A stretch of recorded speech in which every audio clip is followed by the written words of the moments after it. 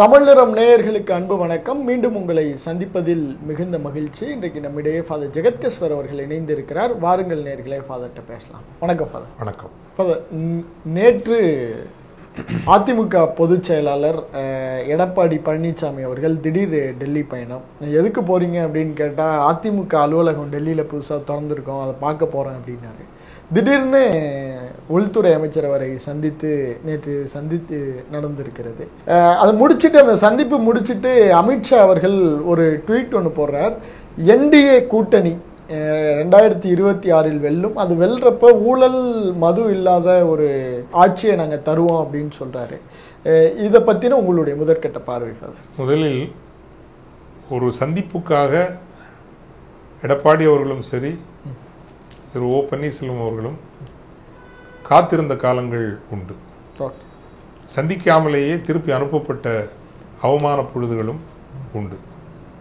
ஆனால் சந்தித்திருக்கிறார்கள், நெடுநேரம் உரையாடி இருக்கிறார்கள் என்பது அவர்கள் விதிக்கின்ற அல்லது விரிக்கின்ற ஒரு பொறி, ஆபத்தான பொறி என்பதை புரிந்து கொண்டால் அவர்களுக்கு நல்லது. நான் பல உரையாடல்களில் நான் தெளிவுபடுத்தி இருக்கிறேன்.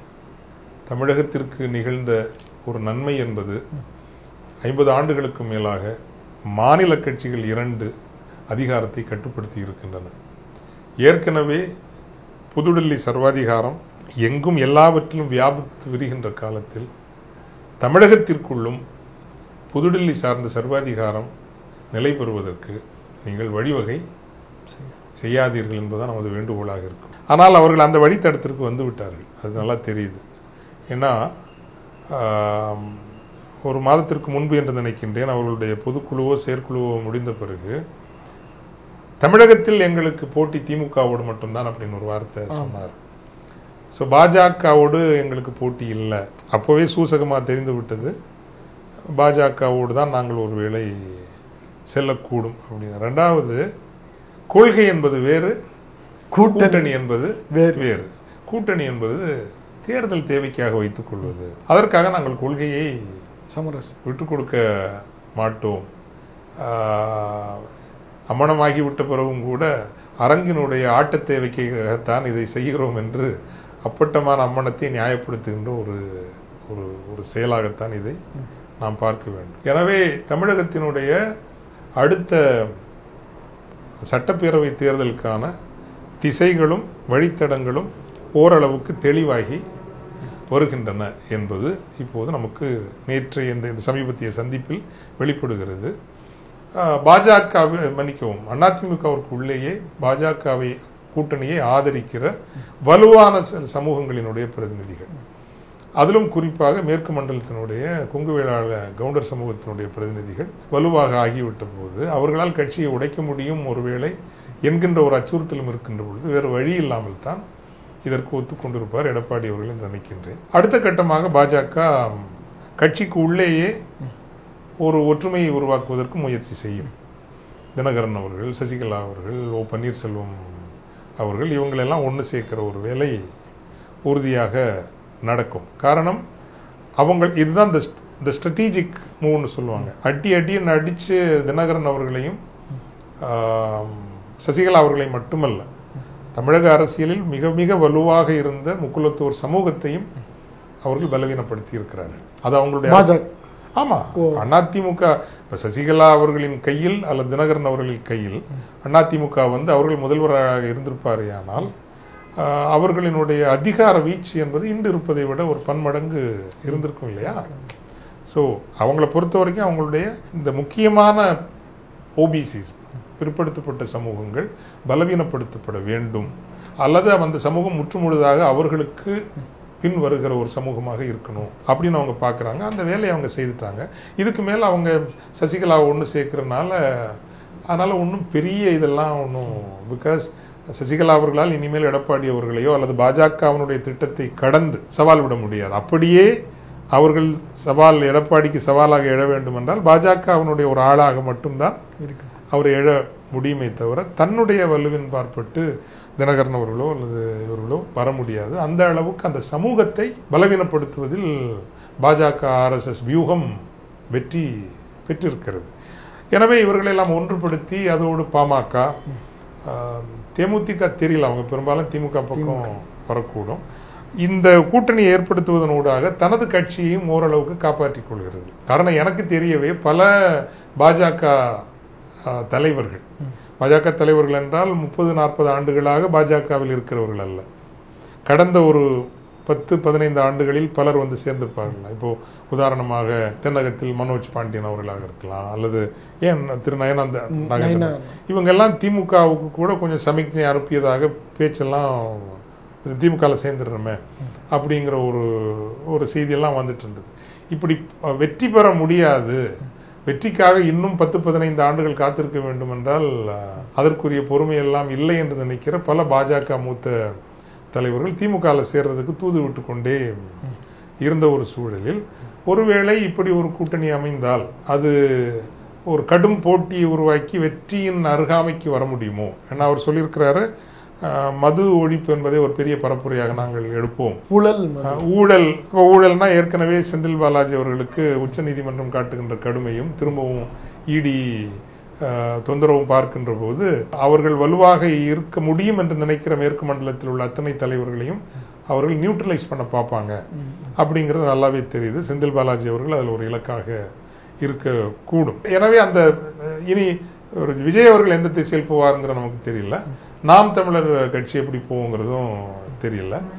இந்த அதிமுக கூட்டணி சரி வரலன்னா நாம் தமிழர் பாஜக கூட்டணிங்கிற ஒரு திசையும் போயிட்டு தான் இருக்கு, அதுவும் இல்லாமல்லாம் இல்லை. அப்படி ஒரு முயற்சி, அதற்கான ஒரு ஒரு என்ன லாபியிங் இதெல்லாம் வந்து போயிட்டு இருக்குங்கிறது எனக்கு தெரியும், நல்லாவே தெரியும்னு வச்சுக்கோங்களேன்.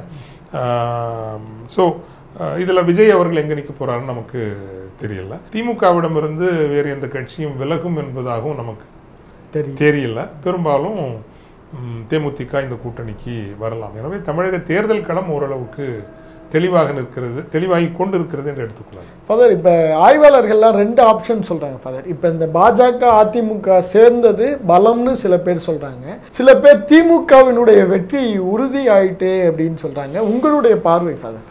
நான் உண்மையிலே கள ஆய்வு முழுமையாக செய்யல, அப்போ செய்தாதான் நமக்கு அது தெரியும். ஆனா ஒன்று சொல்ல முடியும், 2-3 முக்கிய கருத்துக்களை சொல்லலாம். இந்த கூட்டணி எந்த அளவு இப்போ எங்க ஈரோடு கிழக்கு இடைத்தேர்தல் நடந்தது, அதிமுக போட்டியிடாதது பெரிய தப்பு, ஆனா பாஜக போட்டியிடலைங்கிறது எனக்கு பெரிய வியப்பு. அப்போ உள்ளுக்குள்ள அவ்வளவு பயம் இருக்குல்ல உங்களுக்கு, எக்ஸ்போஸ் ஆயிடக்கூடாது. உங்கள் நிலப்பரப்பு தானே அது, கொங்கு மண்டலம் உங்கள் நிலப்பரப்பு, குறைந்தபட்சம் ஒரு 10% வாக்கையாவது வாங்கி எங்களுக்கு 10% இருக்குங்கிற நீங்க நிரூபிச்சிருக்கலாம்ல, அது முடியலைங்கிறது உங்களுக்கு. அப்போ நீங்க இன்னும் நீங்க ஒரு வலுவான கட்சியாக வளரவில்லைங்கன்னு உங்களுக்கே அந்த உணர்வு இருக்குது. நான் சொல்லி தேவையில்லை. பாராளுமன்ற தேர்தலையும் பார்க்குறப்போ சில தொகுதிகளில் அவங்களுக்கு இருக்கு 12-14 வரைக்கும் சில தொகுதிகளில், ஆனால் ஒட்டுமொத்தமாக அவர்கள் 10% கடப்பார்களா என்றால் இல்லை. ஸோ எந்த அளவுக்கு அது பலமா தமிழகம் தழுவி வரும் அப்படிங்கிறது தெரியல. ஆனால் பாமக, அதிமுக, பாஜக இந்த 3ங்கிறது ஓசூர் தொடங்கி செங்கல்பட்டு வரைக்கும்னு வச்சுங்களேன், ஒரு கடுமையான போட்டியையும் கணிசமான தொகுதிகளில் வெற்றியையும் தரும். 50-50, 60-40 என்கிற அளவுக்கு வெற்றியை தரும். முக்குளத்து சமூகத்தை பகைத்து கொண்ட காரணத்தினால் தென் தமிழகத்தில் அதிமுக பலவீனமாகி இருக்கிறது, டெல்டாலையும் பலவீனமாகி இருக்கிறது. அந்த தென் தமிழகத்தில் ஏற்பட்ட இழப்பை அல்லது பின்னடைவை, சரிவை பாஜக ஓரளவுக்கு சரி செய்து கொடுக்கும் அதிமுகவுக்கு. ஆனால் டெல்டால அப்படி சரி பண்ண முடியாது. இது ஒரு முக்கியமான தன்மை நம்ம பார்க்க வேண்டியது. 3வது டிரான்ஸ்பரபிலிட்டி. பாஜகவினுடைய தலைமையின் கண்ணசைவு இருந்தால் பாஜக வாக்குகள் அதிமுகவுக்கு டிரான்ஸ்பர் ஆகும். அது அப்படி ஒரு கட்சி போக்கு இருக்குது. ஆனால் அதிமுகவின் வாக்குகள் 100% பாஜக வேட்பாளர்களுக்கு போகாது. இப்போ ஈரோடு கிழக்கிலே பார்த்தீங்கன்னா என்னோட கணக்குப்படி ஒரு 10% வாக்குகள் அதிமுக வாக்குகள் 14% வரை திமுக வேட்பாளருக்கு தான் அது இயல்பாக வந்ததும் இருக்கலாம், பணத்திற்காக வந்ததும் இருக்கலாம். ஸோ தெற்கில் கொஞ்சம் பாஜக அதிமுகவுக்கு உதவியாக இருக்கும். எந்த அளவுக்கு அதிமுக பாஜக வேட்பாளர்களை வெற்றி பெற வைக்குங்கிறது நமக்கு இன்னும் தெரியல. இனி களப்பணி என்று வருகின்ற பொழுது கட்சி ரீதியாக பாஜக வளர்ந்திருக்கிறது, இல்லை அது ஒன்றும் ஐயமே இல்லை. அந்த லாஸ்ட் மைல் கனெக்டிவிட்டின்னு சொல்லுவாங்க, கடைசி கிராமம் வரைக்கும் ஒரு கொடியேற்றுகின்ற அளவுக்கு பாஜக ஓரளவுக்கு கட்சி இந்த கட்டமைப்பை வளர்த்திருக்கிறது. கட்சி வேகமாக வளர வேண்டும் என்கின்ற அந்த உந்துதலில் குற்றப்பின்புலம் கொண்டவர்களையும் கட்சி கொள்கைகளில் வேரோடாதவர்களையும் அது நிறைய பொறுப்பாளர்களாக பிஜேபி போட்டு வச்சிருக்கு. எலெக்ஷன் மேனேஜ்மெண்ட்ல அதில் நிறைய பிரச்சனைகள் வரும். பணம் கொண்டு வந்து கொட்டுவாங்க.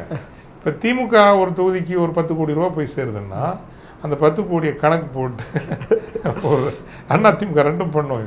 அதிமுக இப்போ கொஞ்சம் சிரமம்னு நினைக்கிறேன். அதை வந்து எத்தனை பேர் எவ்வளோ பேருக்கு 400 ரூபா கொடுக்கணும், 500 ரூபா கொடுக்கணும், 300 ரூபா கொடுக்கணும், எல்லாம் கணக்கு போட்டு ஒரே நாளில் வந்து அத்தனை எலெக்ஷன் கமிஷன் கண்ணிலையும் மண்ணை தூவி விநியோகிக்கிற வித்தகம் வந்து இந்த 2 கட்சிகளுக்கு தான் இருக்குது.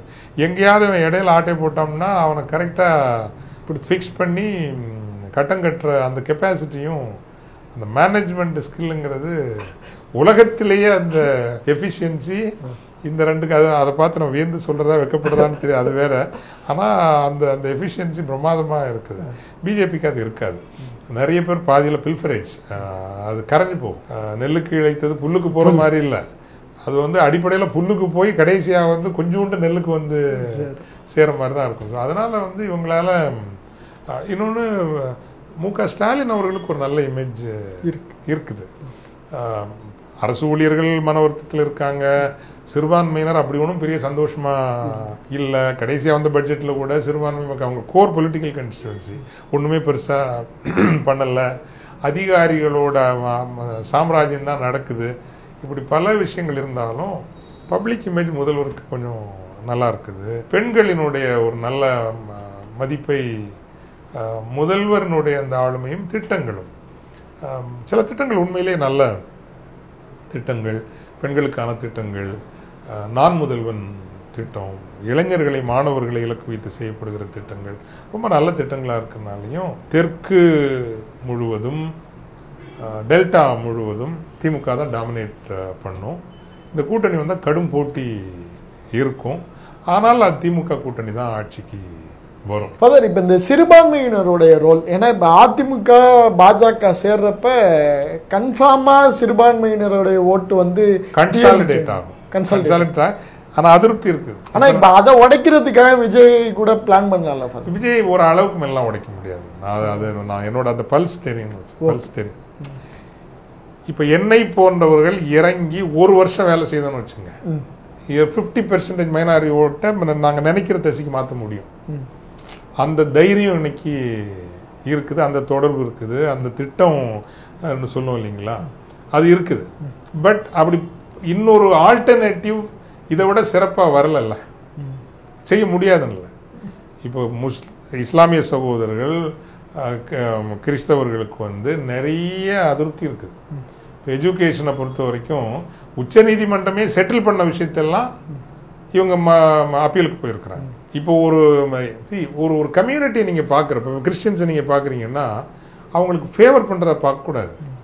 சுதந்திரத்துக்கு முன்னேயே கடைக்கோடி மக்களுக்கு, ஏழை எளியவர்களுக்கு, தலித் மக்களுக்கு, பிற்படுத்தப்பட்டவர்களுக்கு கல்வியை கொண்டு போய் சேர்த்தாங்கல்ல.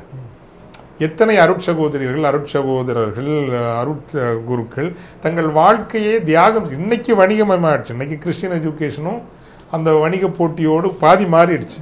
ஆனால் நூற்றாண்டுக்கும் மேலாக இந்த நிலப்பரப்பில் ஒரு சமூக நீதி அரசியலையும் ஒரு சூழலையும் உருவாக்கியதில் கிறிஸ்தவ மிஷனரிகளினுடைய கல்வியினுடைய பங்களிப்பை யார் மாற்றி சொல்ல முடியும்?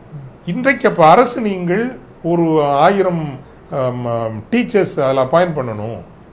தமிழ் வழி படிக்கிற பிள்ளைகள் எண்ணிக்கையில் குறைவாக இருந்தாலும் கூட நம்ம அதை வந்து ஒரு கரிசனையோடையும் அக்கறையோடையும் வரலாற்றுக்கு அவர்கள் செய்த பங்களிப்பினுடைய விலை என்ன, அந்த விலைக்கு ஒரு பெரிய மதிப்பு போட்டுல நீங்கள் ஃபண்ட்ஸ் அலோகேட் பண்ணணும்.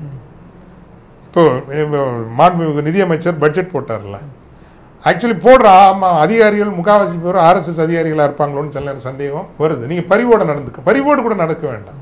இதை நீங்கள் கவனத்தில் வைக்கணும்ல.